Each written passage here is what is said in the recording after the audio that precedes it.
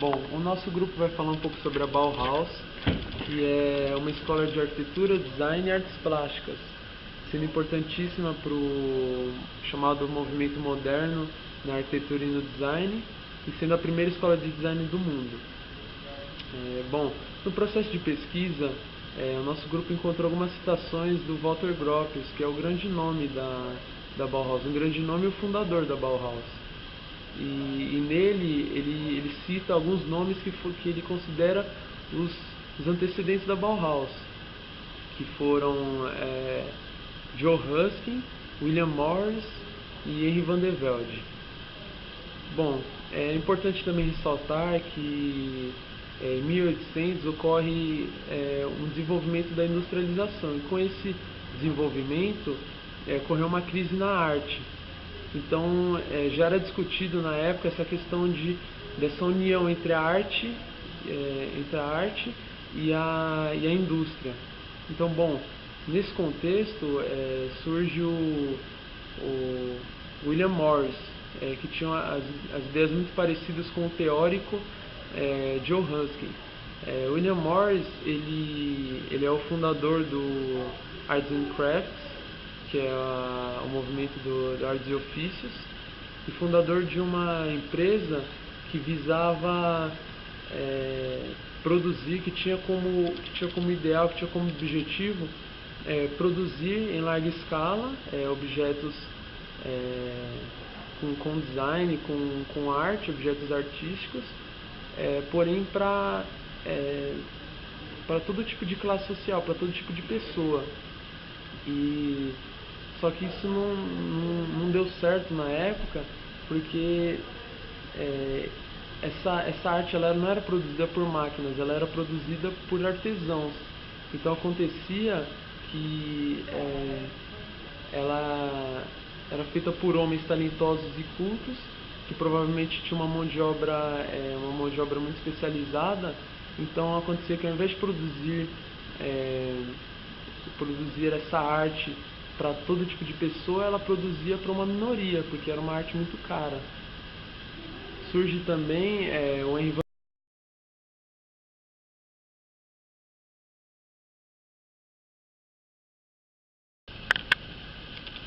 Bom, falando um pouco mais sobre a história da Bauhaus, ela foi fundada em 1919 pelo arquiteto Walter Gropius e foi a unificação de duas escolas, a Escola de Belas Artes da cidade de Weimar, com a Escola de Artes e Ofícios, que era liderada pelo arquiteto e designer o Henry van der Velde.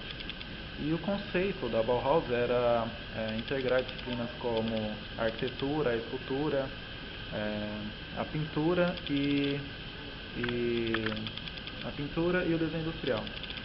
E a Bauhaus ela revolucionou, ela tinha um método de ensino avançado, e ela revolucionou o design moderno ao buscar novas formas de linhas simplificadas, definidas pela função do objeto. E ela manteve-se por 14 anos na Alemanha, até ser extinta pelo poder nazista em 1933, devido às obras de seus mestres e alunos ser considerado arte degenerada pela cultura do partido. E ela teve três fases. A Bauhaus teve três fases que foram marcadas por três diretores, três escolas e três ênfases diferentes. A gente vai ver posteriormente, eu vou falar sobre cada uma das fases.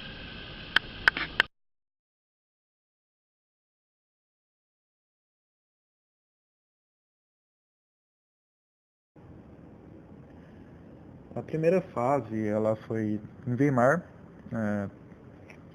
quando foi fundada a escola, em 1919, por Walter Gropius, na fusão das duas escolas. E com o fim da Primeira Guerra Mundial, Gropius aderiu às ideias de inúmeros intelectuais da época, na definição de uma nova era. Assim, ele contribuiu com uma nova metodologia de ensino, quebrando as barreiras entre o artístico e o prático, importando essa nova fórmula de ensino para o sistema industrial, que imperava desde o século XIX, com o desenvolvimento do processo de produção em massa. Por desacordos com novas autoridades nazistas,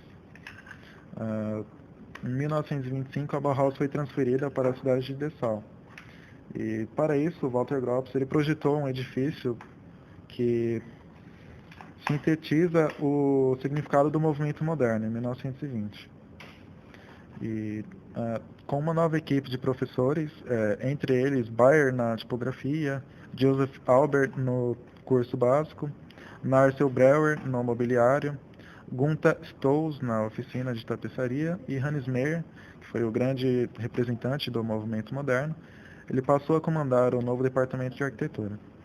E devido à quebra do desacordo com autoridades sociodemocratas, vários importantes professores, incluindo o Gropius, eles abandonaram a escola e Hannes Meyer, alimentado pelas ideias marxistas, ele tornou-se o novo diretor da Bauhaus de 1928 até 1930. Porém, posteriormente, oposto às ideias esquerdistas de Meyer, o crescimento político de direita força a saída do então diretor da Bauhaus. E assim a sede foi transferida para Berlim em fuga das ameaças nazistas. E a Bauhaus ela torna-se uma empresa privada no comando de Mies van der Rohe em 1932, porém passando a funcionar somente por mais um ano, até 1933, quando definitivamente foi decretado o fechamento da escola devido à pressão nazista. Então, agora vamos falar do Walter Gropius. Ele nasceu em 1883 em Berlim, Alemanha, e faleceu em 1969 em Boston, nos Estados Unidos. O histórico dele, falar um pouquinho sobre a história dele, ele participou de um membro chamado Werkbund em 1907, que era uma federação alemã do trabalho.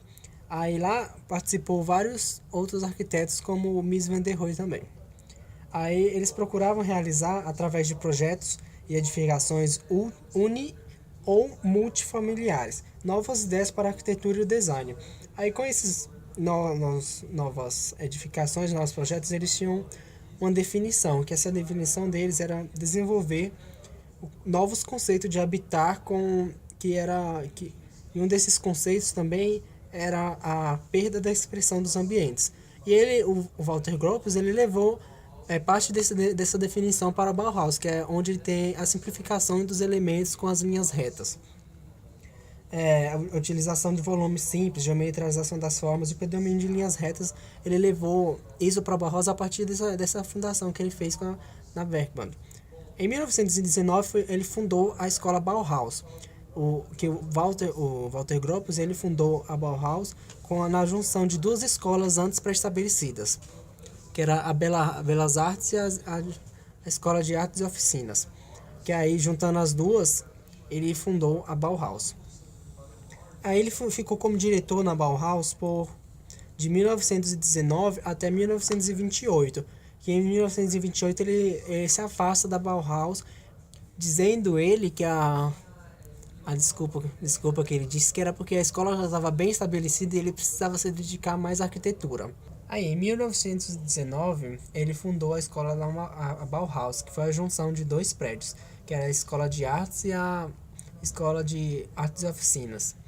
Aí, em 1925, ele mudou o prédio da escola, que antes, com a fundação, ela se localizava em Weimar. Aí, agora, em 1925, ela passou a ser localizada em Dessau.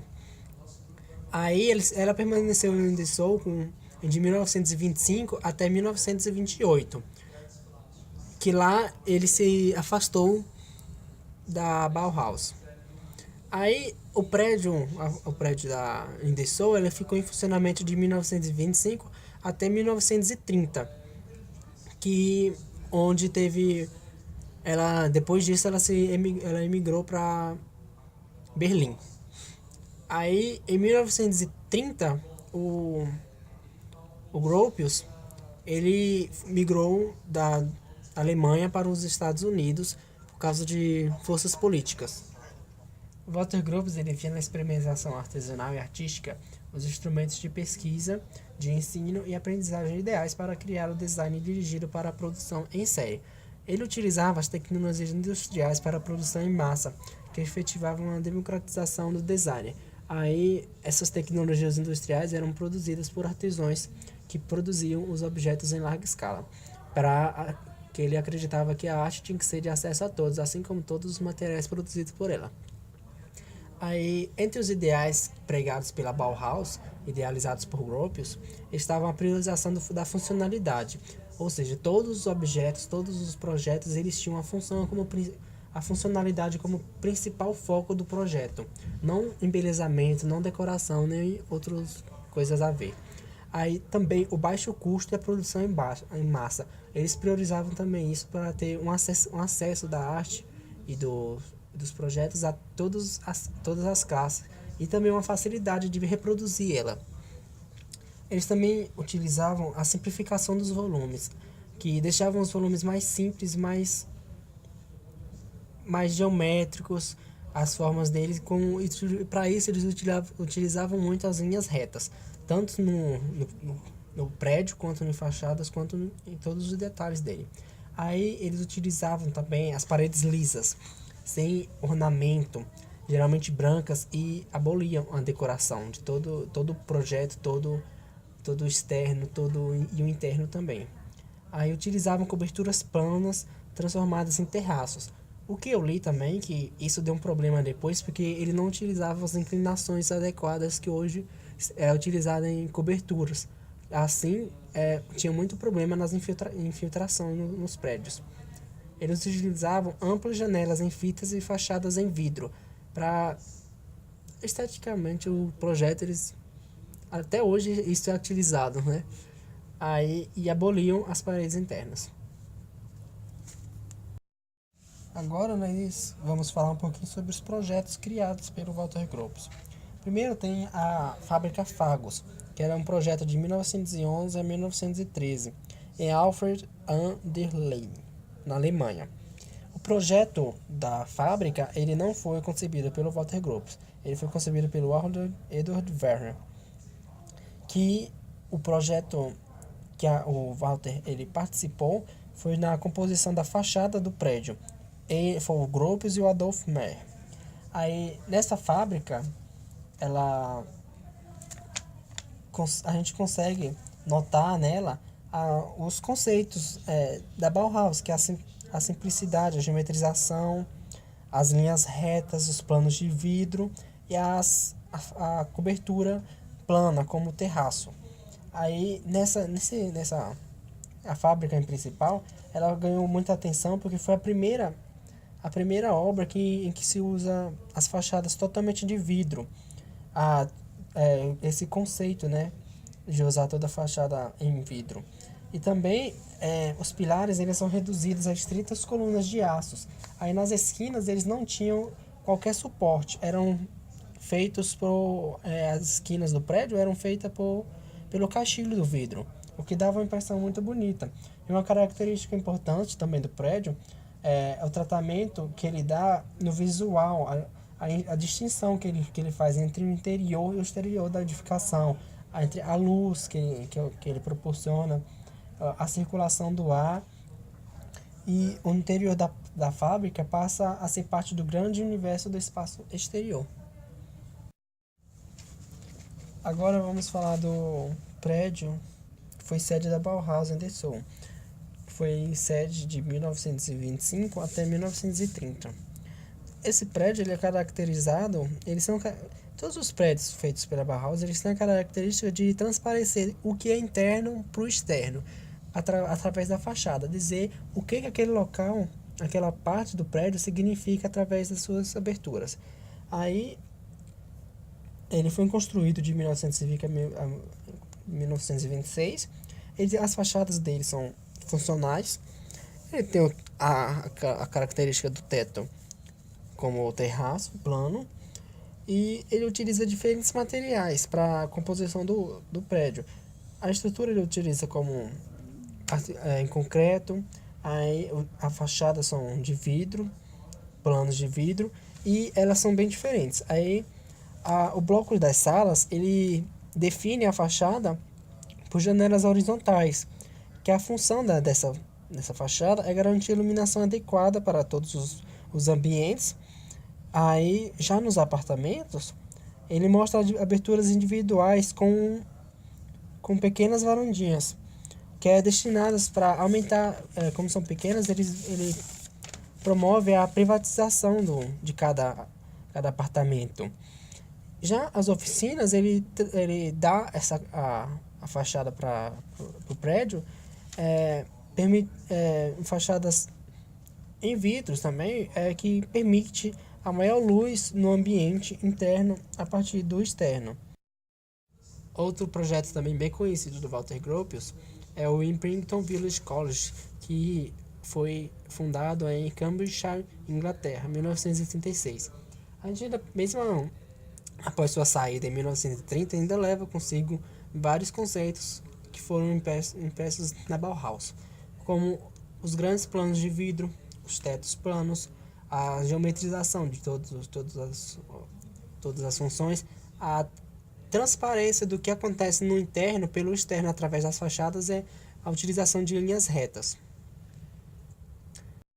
O Walter Gropius também não se atentou apenas a construções arquitetônicas, ele também criou objetos como cadeiras, poltronas que ele criou, e percebe-se nela as linhas retas, a geometrização de vários componentes da cadeira. Também criou maçanetas onde tem as linhas retas como predominância e a funcionalidade também bem impressa nesses objetos.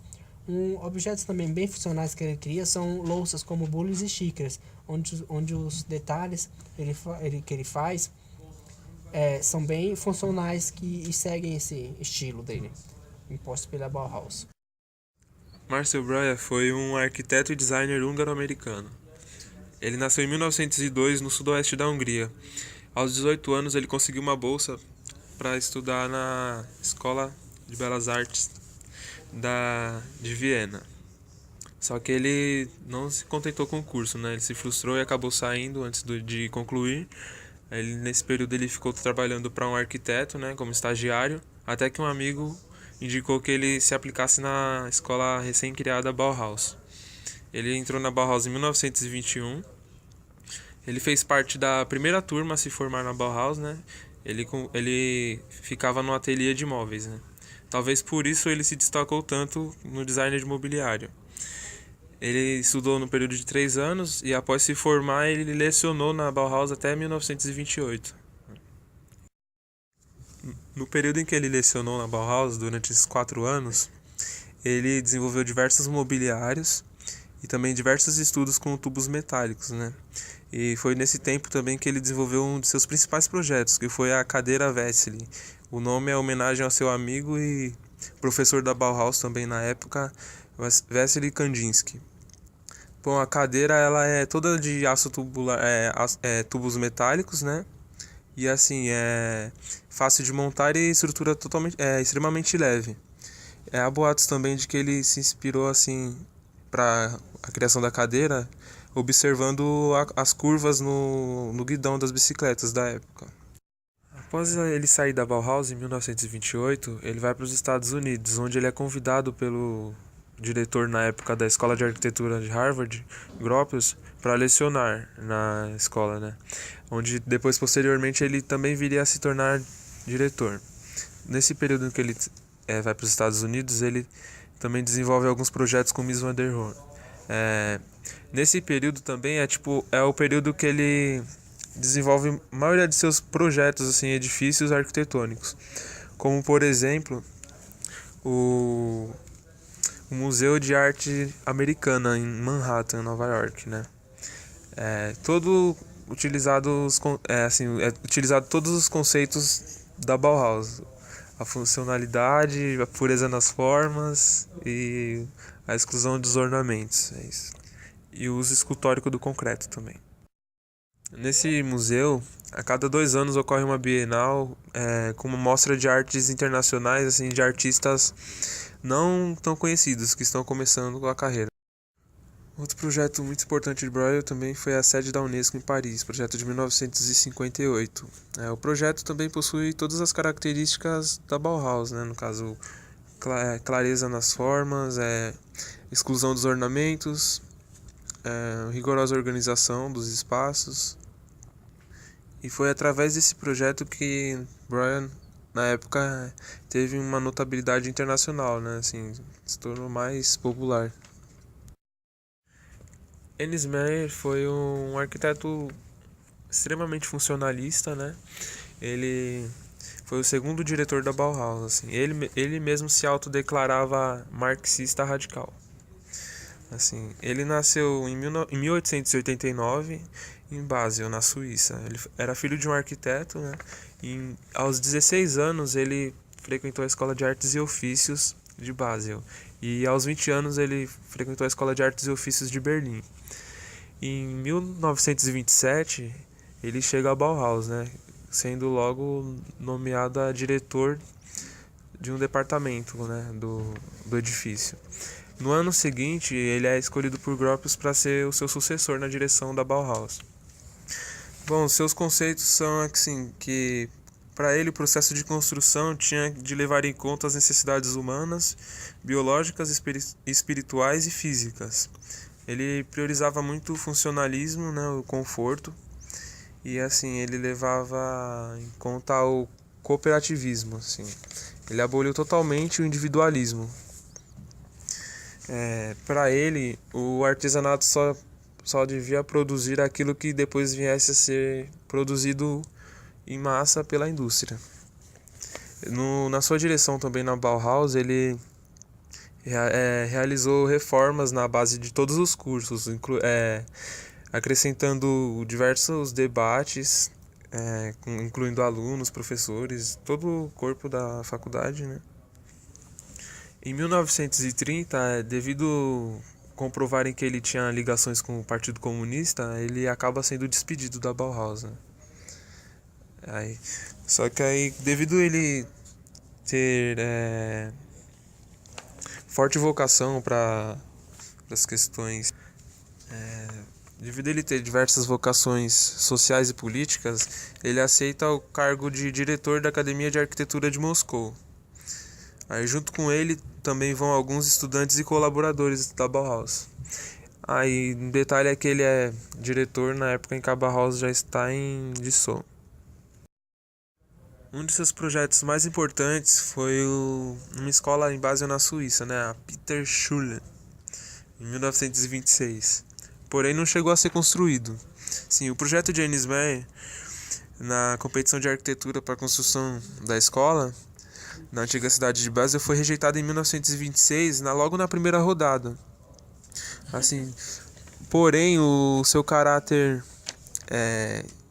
radical, assim, abraçando todos os elementos e características da Bauhaus, foi o motivo de ser eleito um dos projetos mais importantes propostos, mesmo não tendo conseguido ganhar o concurso.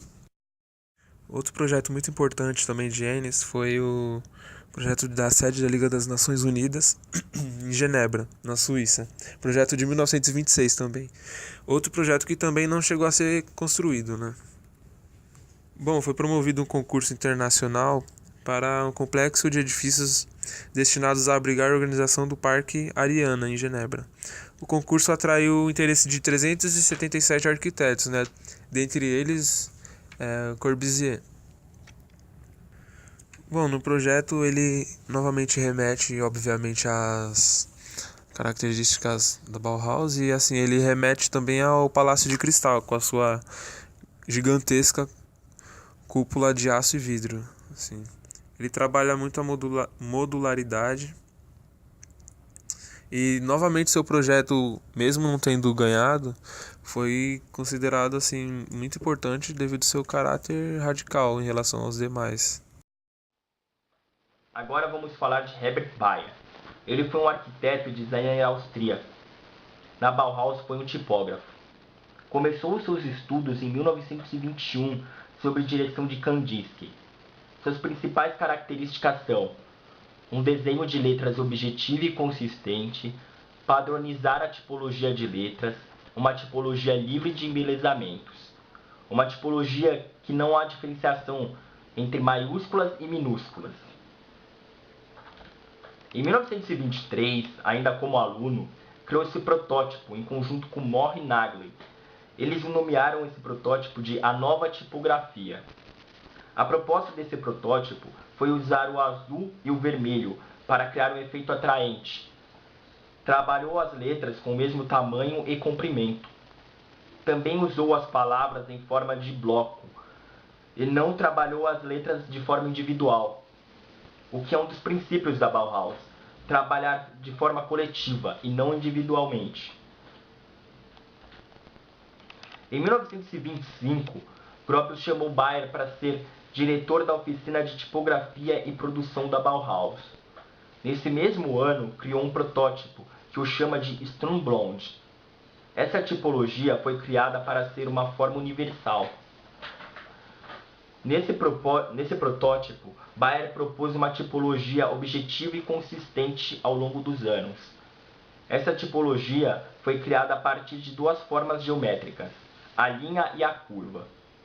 Propôs diminuir o tamanho das letras, sem uma separação de letras maiúsculas e minúsculas, e também trabalhou em uma tipologia limpa e livre de embelezamentos, onde aparece outra característica da Bauhaus, que é só o uso de formas geométricas limpas e sem qualquer tipo de ornamento ou embelezamento. Bayer diz também que as letras G e K são consideradas imperfeitas. Uma outra coisa importante em citar é que essa tipologia é eficaz e influente, pois até hoje em dia ela é usada, além de ser influência para a criação de inúmeras outras tipologias.